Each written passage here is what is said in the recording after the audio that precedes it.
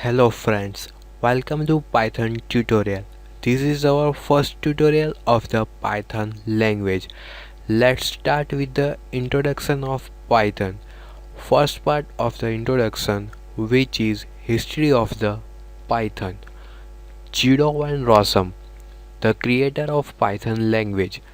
Python was conceived in the late 1980s and its implementation was started in December 1989 by Judo van Rossum at CWI in the Netherlands as a successor to the ABC language itself, inspired by SCDL, capable of exception handling and interfacing with the ARM operating system. Different versions of Python language like Python 2.0, Python 3.0, Python 2.6, Python 2.7 and many more. Python has been awarded a TIOBE Programming Language of the Year award twice, 2007-2010, which is given to the language with the greatest growth in popularity over the course of a year as measured by the TIOB index. Now friends, we see the features of Python language.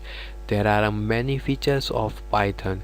It is a multi-paradigm programming language. It is also object-oriented programming, structured programming, functional programming, aspect-oriented programming, and dynamic name resolution. It is also called a late binding, which binds a method and variable names during program execution. Map, reduce and filter functions, comparisons for lists, dictionaries and sets, as well as generator expression. Now we see how to open the Python 2.7. This is the path for open the Python 2.7. Now we see practically how to open the Python 2.7. First of all, go into Start menu and select on all programs, and then select the Python 2.7 and select Ideal Python GUI, and we have the screen of Python shell on our main window. We will learn about the basic of Python. Python is a dynamic language. Here we have installed Python 2.7.3 in our Windows machine.